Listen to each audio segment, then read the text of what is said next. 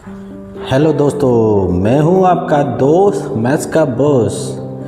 सबसे पहले सभी को बहुत बहुत बधाइयाँ होली की, पंचमी की और इंडिया के वर्ल्ड कप जीतने की। ये हो गई बात दुनिया की। अब हम बात करें अपनी। नया टॉपिक है भाई, दो चर वाले रैखिक समीकरण, linear equation in two variable. Linear equation one variable पढ़ चुके हैं, फिर उसके अलावा हमने पढ़ा था पॉलिनोमियल पढ़ चुके। अब आते हैं टू वेरिएबल के इक्वेशंस पे। देखो, बेसिक कॉन्सेप्ट से समझेंगे हम इसको। आखिर लीनियर इक्वेशन टू वेरिएबल होता क्या है। हम ये समझेंगे कि लीनियर इक्वेशन टू वेरिएबल में वेरिएबल्स कैसे हो सकते हैं, उसके कुछ क्वेश्चंस भी सॉल्व करेंगे। ठीक है। नेक्स्ट हम बात करते हैं कि लीनियर इक्वेशन, जैसे कि हमने पॉलिनोमियल में बहुत डिटेल में पढ़ा है कि अगर कोई भी इक्वेशन जिसकी घात 2 हो या कहा जाए कि एक्सपोनेंट 2 हो, तो हम ऐसे इक्वेशन को बोलते हैं लीनियर इक्वेशन। ठीक है। फॉर एग्जाम्पल हमने कहा कि यार किसी भी इक्वेशन को लीनियर इक्वेशन तब कहेंगे जब उसमें कोई ऐसी कंडीशन हो x + y = 7। x और y की अगर आप एक्सपोनेंट पावर देखो तो 1 है। That is why we call that this is the linear equation. Second word, two variable. यहाँ x एक वेरिएबल है, y एक वेरिएबल है और 7 का कांस्टेंट है। तो ये ऐसी इक्वेशन हो गई जो टू वेरिएबल में लीनियर इक्वेशन है। इसका जो जनरल फॉर्म होता है वो होता है ax + by + c and that is equal to 0। जहाँ a, b और c जो है वो आपके कांस्टेंट होते हैं। कांस्टेंट आप समझते हैं, ठीक है ना, जो कोई भी वैल्यू हो सकती है। ठीक है, 0, 1, 2, 3, 1, 5, 6। अब यहाँ पर बेसिकली a और b कभी 0 नहीं होता। कहा जाता है कि sir a is not equal to 0 and b is not equal to 0। क्यों सर? अगर a 0 हो गया, b 0 हो गया तो x और y तो ख़त्म हो जाएंगे, और x और y ख़त्म हो जाएंगे। अगर x ख़त्म हो गया तो क्या होगा? चलो, by + c बचा। तो ये लीनियर इक्वेशन है, लेकिन सिर्फ वन वेरिएबल में। अगर y ख़त्म हुआ तो यहाँ हो जाएगा ax + c। तो सर अब फिर से लीनियर इक्वेशन तो है, लेकिन ये वन वेरिएबल में x। इसलिए हम कहते हैं कि x is not equal to 0, sorry a is not equal to 0 and b is also not equal to 0। तभी हम इसको कहेंगे linear equation in two variable. Examples की बात करें हम, x + 5, x + y = 5। ठीक है, 2x + 3y = 10, 4x - y। ये सारे के सारे कैसे हैं? लीनियर इक्वेशन है। क्यों? क्योंकि सभी की जो पावर है वो क्या है? 1 है। दूसरा, हर जगह वेरिएबल कितने हैं? 2 है। x y ज़रूरी नहीं हमेशा x y हो, कुछ और भी वेरिएबल हो सकते हैं, बट हम जनरली जो लेते हैं वही यहाँ पर हमने भी रखे हैं। नेक्स्ट, हम इसका सॉल्यूशन जब भी करेंगे तो हमको दो वैल्यूज़ मिलेगी।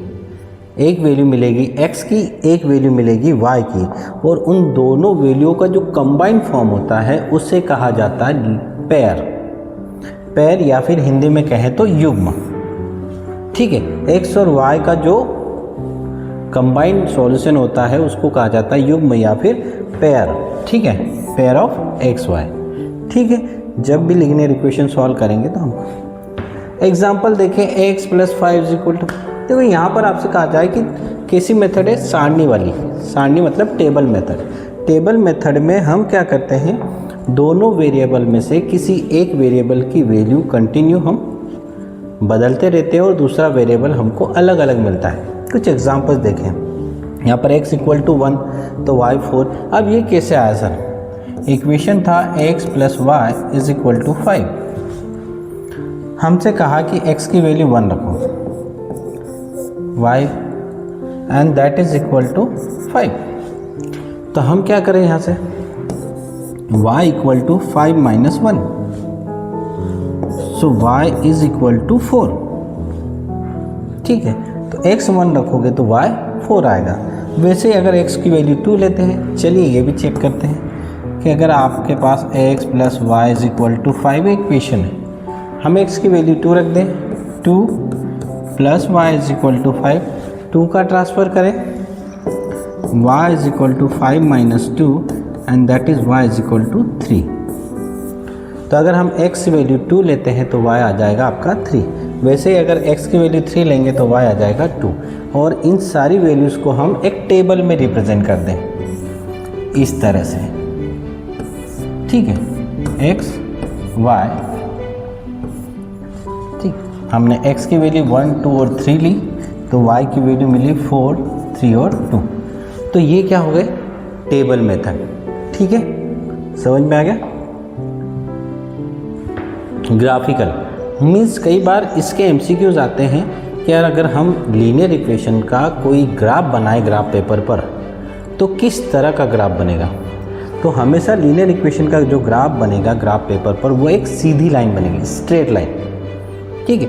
वो ऐसी भी हो सकती है, किसी भी तरह से हो सकती है हमेशा, लेकिन बनेगी क्या, एक स्ट्रेट लाइन ही बनेगी, ठीक है।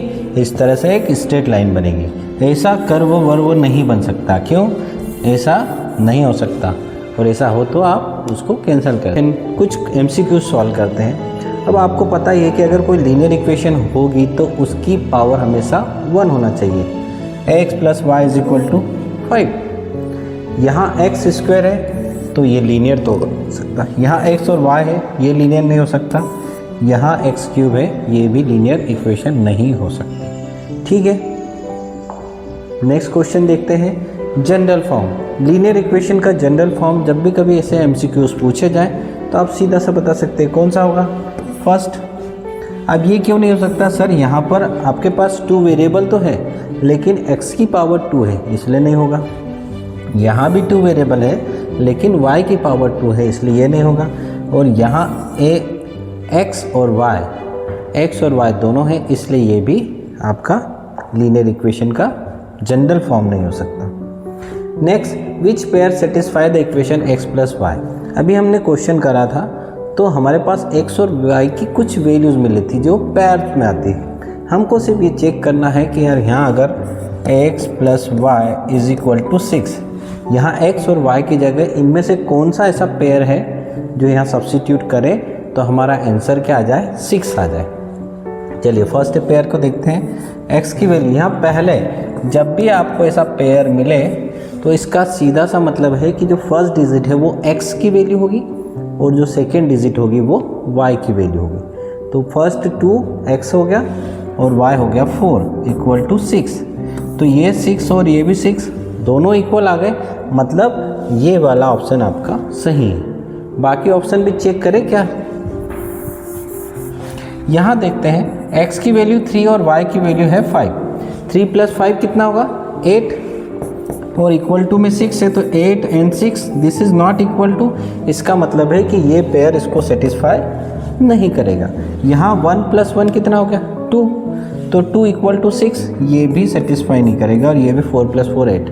ठीक है, इस तरह से आप क्वेश्चन को वेरीफाई कर सकते हो।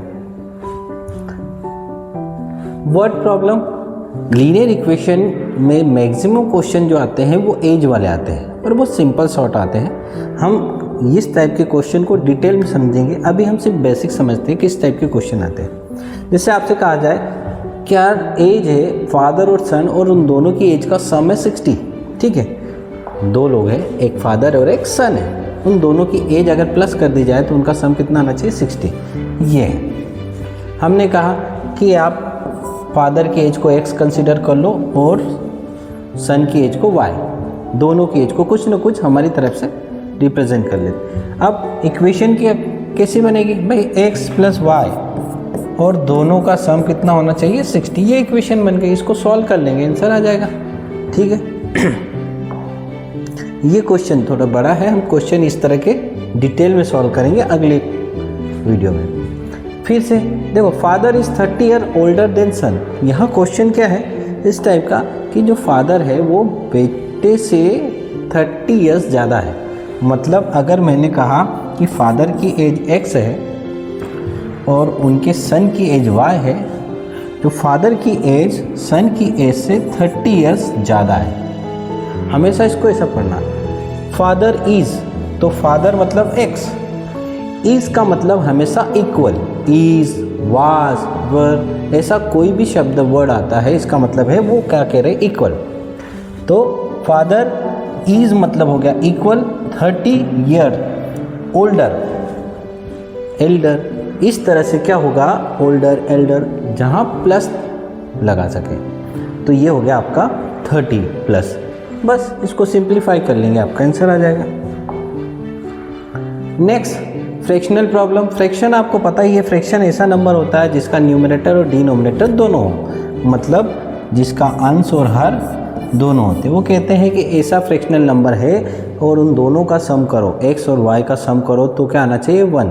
कैसा हो सकता है सर, ये 0 1 हो सकता है, फ्रैक्शन में हो सकता है, ज़रूरी नहीं कि 0 1, ठीक है। तो ये इस तरह से नंबर और भी हो सकते हैं बहुत सारे। तो ऐसा फ्रैक्शनल नंबर, हमने कहा एक न्यूमरेटर एक डिनोमिनेटर दोनों का सम करो तो 1 आ जाए। ये इक्वेशन बन गई। पहला काम है लीनियर इक्वेशन बनाना, दूसरा काम होता है उसको सॉल्व करना। और सॉल्व करने के लिए बहुत सारी मेथड है, ग्राफिकल मेथड होती है, एलिमिनेशन मेथड होती है, सब्स्टिट्यूशन मेथड होती है, क्रॉस मल्टीप्लिकेशन मेथड होती है, रिड्यूसिंग मेथड होती है। और पहला काम है हमको इक्वेशन बनाना सीख गए तो फिर सॉल्व तो कर लेंगे। यहाँ पर 2 डिजिट नंबर, 2 डिजिट नंबर आप जानते हो, 2 डिजिट नंबर का मतलब होता है ऐसा नंबर जिसमें 2 डिजिट हो। फॉर एग्जांपल मैंने कहा 3 5 और 3 दोनों 2, ये डिजिट एक हो गई और एक ये डिजिट, ये 1s की प्लेस पर है, ये 10 की प्लेस पर है, ठीक। तो हम इसको कैसा लिख सकते हैं, 30 + 5, और तोड़ना चाहे तो 3 × 10 + 5 × 1। तो 30 3 × 10 का मतलब हो गया 3 टाइम 10, ठीक है ना, ये 10 टाइम 3। तो जब भी कोई नंबर 10 की प्लेस पर होगा उसका मल्टीप्लाई 10 से, और कोई नंबर अगर 1 की प्लेस पर होगा उसका मल्टीप्लाई 1 से। अब उन्होंने कहा कि 2 डिजिट नंबर है तो हमने कहा कि x जो है वो 10 की प्लेस पर है और y जो है वो 1 की प्लेस पर है। तो 10x + y, क्यों, x 10 की प्लेस पर इसलिए 10 से मल्टीप्लाई, y 1 की प्लेस पर इसलिए 1 से। इस तरह से आप इक्वेशन बना लोगे। क्वेश्चन सिंप्लीफाई, आपको अगर लगता है ये सॉल्व कर सके तो इसको ज़रूर करें आप स्क्रीनशॉट लेकर। चलिए तो आगे बढ़ते हैं। स्पीड, डिस्टेंस और स्पीड वाले क्वेश्चन भी आपके जितने भी हैं वो सॉल्व जब होते हैं तो वो इसी कॉन्सेप्ट से होते हैं, लीनियर इक्वेशन इन 2 वेरिएबल। इसका आपको कॉन्सेप्ट पता ही है, स्पीड = डिस्टेंस अपॉन टाइम। सारे क्वेश्चन सॉल्व करेंगे। चलिए, वीडियो अच्छा लगे तो शेयर और लाइक ज़रूर करें। Thank you and have a nice day. मैं हूँ आपका दोस्त, मैथ्स का बॉस। Thank you.